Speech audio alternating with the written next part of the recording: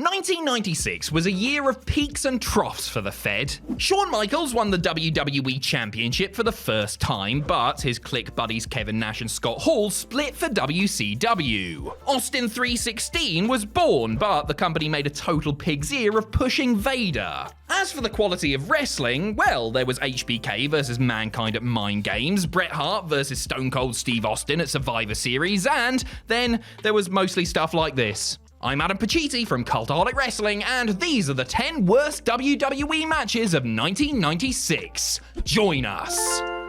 Number 10, the Body Donners versus the Smoking Guns at In Your House 9 International Incident. The main event of this In Your House show from July was a gigantic 6-man tag pitting Camp Cornette against the People's Posse. Sadly, this wasn't an early version of the Mean Street Posse. Pete Gas was nowhere to be found. Instead, it was the super team of Shawn Michaels, Psycho Sid, and Ahmed Johnson battling Owen Hart, the British Bulldog, and Vader. It was a really good match, easily the best thing on the entire card. If only the show had opened in the same way it had closed. However, the first bout that night was a tag team affair pitting the Body Donners against the Smoking Guns. Not exactly two teams that inspire excitement. The tag team division at this time was paper thin, leaving a pair of fitness streaks and cowboys as the best of a bad bunch. The match, put simply, was pretty boring, which is hardly what you want from the Curtain Raiser. Number 9, Mark Henry versus Jerry the King Lawler at In Your House 10 Mind Games. For any newer or younger wrestling fans out there, it might surprise you to learn that Mark Henry, the man who finally became World Heavyweight Champion in 2011, debuted for WWE all the way back in 1996. A talented powerlifter who competed at the 1996 Summer Olympics, Henry was signed to a whopping 10-year deal by the Federation. Unfortunately, it was only after he put pen to paper that they realized that he wasn't that good yet. At the Mind Games event in September, Henry had his first WWE match against the man who had been taunting him for weeks, Jerry the King Lawler. Jerry Lawler causing trouble? Doesn't sound like him at all. The match was kept simple, with the King doing most of the heavy lifting. Well, figuratively speaking, Mark Henry literally lifted Lawler above his head at one point. You can count on one hand the number of different moves Henry does in the match, and one of them is the hip wiggle. He was just 25 years old at the time and clearly needed some more training, so his debut match was never going to set the world on fire. If only he had come out wearing a salmon jacket. Number 8, Hunter Hearst Helmsley versus Duke the Dumpster Droese at In Your House 6. A man who collects trash for a living taking on a snooty rich kid? What possible symbolism could there be to this feud? If the subtext here hadn't bashed you over the head hard enough, then the quality of the actual wrestling would definitely have finished you off. Hunter Hearst Helmsley and Duke the Dumpster Droese met in a singles bout at In Your House 6, mere moments after Razor Ramon had put the 1-2-3 Kid in a diaper as part of their crybaby match. Somehow, this was worse than the grown man wearing a nappy. I mean, at least the in-ring stuff was good there. The two men just never clicked in this one. Trips would of course develop into a ring general over time, but he was a long way off getting his stripes at this point. The icing on this putrid cake was the involvement of Elizabeth Hilden, a glamour model who accompanied Hunter down to the ring. Jerry Lawler kept trying to interview her during the match, obviously, to which she responded like she would rather be anywhere else. To be fair, you and me both, Liz. Number 7, Owen Hart and the British Bulldog versus fake Razor Ramon and fake Diesel at In Your House 12, It's Time. After Scott Hall and Kevin Nash bolted for WCW, Vince McMahon decided that he could just keep using their characters and nobody would care. Spoiler alert, people cared.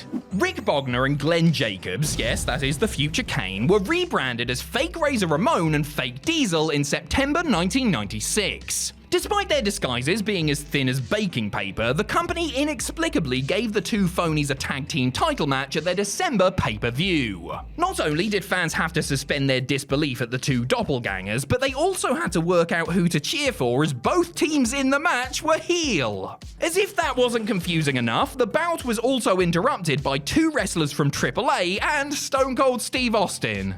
I guess at least none of them were pretending to be other people. Not even Vince was mad enough to put his tag straps on two impersonators, and Bulldog and Owen won after a little over 10 minutes. A boring match made even worse by complicated run-ins and baffling booking decisions, all while the real Hall and Nash were laughing it up on Nitro.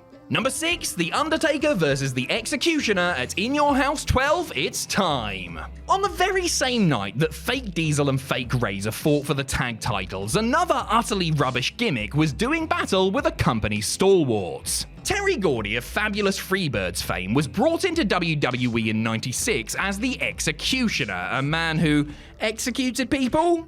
I think that was his side hustle. This match just got way more disturbing. The Executioner had helped Mankind bury The Undertaker alive earlier in the year, and now the dead man was out for revenge.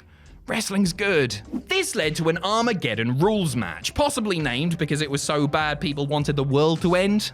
Okay, no, that's not fair. The portion of this match where Taker and Terry brawl outside the ring is actually pretty entertaining, and Mick Foley made a welcome run-in, even if he did trip over the mat while doing so. Everything before this happens, though, garbage. The first portion of the match is your standard walk and brawl, which is about as exciting as getting a toothbrush for Christmas. And not even an electric one.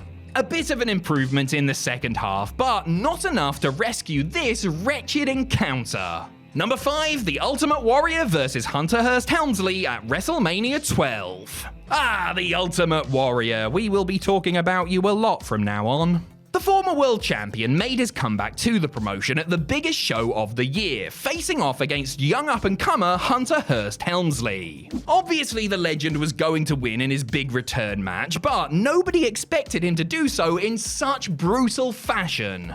This match is most famous for the Warrior completely no-selling the pedigree, getting right back up immediately after taking the move. Warrior then started his comeback, hit his patented 4 moves of doom, and pinned the Blue Blood in just under 100 seconds. In theory, there was absolutely nothing wrong with a big name making his grand return in a squash match. However, did it really have to be against one of the company's fastest rising stars? And you know what? It also makes the devastating pedigree look really silly in hindsight, doesn't it? Given all the people that fell victim to it over the next 2 decades. Hey, at least Triple H said he felt honored by working with such an icon. Or did he feel humiliated? The answer changes depending on which documentary you watch. Number 4, The Ultimate Warrior versus Jerry the King Lawler at King of the Ring. A few months after beating the King of Kings, the Warrior turned his sights to the regular old king instead. Old Jerry ended up in Warrior's crosshairs after he got offended that he wasn't asked to contribute to his comic book. Apparently the comics were actually written by Warrior himself, and yes, they were absolutely insane and awful. This bad blood between Lawler and Warrior led to a match between the 2 future Hall of Famers at King of the Ring, the very same night as the first ever Austin 316. Don't expect anything from this match to end up on a t-shirt though. Lawler jumped his opponent from the get-go, using every heel trick in the book to try to make this match more interesting. After hitting him with his scepter and choking him out with wrist tape, Jerry hit his pile driver and the Warrior just stood right up again, obviously. This guy would have kicked out of the one-winged angel if he had had the chance. Warrior ended up beating King with a shoulder tackle of all things. Devastating. Number 3, Jose Lothario versus Jim Cornette at In Your House 10 Mind Games. Oh good, a manager fight. These are always a treat. Long before he got I Hate the Young Bucks tattooed across his buttocks, Jim Cornette was one of the most prominent managers in WWE. His Camp Cornette stable included the British Bulldog, Owen Hart, Vader, and Yokozuna over the years, and he was involved in some of the biggest angles of 1996 as a result. However, to balance out the karmic wheel of life, he was also in this dumpster fire. Cornette was scheduled to wrestle Shawn Michaels' manager, Jose Lothario. In his prime, Jose had been a successful performer, winning multiple titles across the NWA. But his prime was a long, long time ago. At the age of 62, there really wasn't that much that Lothario could do or have done for him. As for Cornette, well, his signature move was to hit people with a tennis racket. Lothario beat Corny in less than a minute after throwing some punches that could be described as weak at best and arthritic at worst. Mechanically, this is the worst match on this list, but at least nobody had their hopes up for it. Number 2, Jerry the King Lawler versus Jake the Snake Roberts at SummerSlam. Some of the best storylines in wrestling history have carefully trodden the line between reality and fiction. Jerry Lawler saw that line in 1996, ran straight past it, and then ran back to smudge it with his foot. Jake the Snake Roberts' issues with alcohol have been well documented, and the legendary grappler was at a low point in 1996. Naturally, Lawler and WWE took full advantage of a very real and sensitive situation. Coming down to the ring with a jacket full of bottles, Lawler got on the mic to make several jokes about his opponent's addiction. After trying to bribe the Snake with an enormous bottle of champagne, Lawler then won the short encounter with the help of some Jim Beam.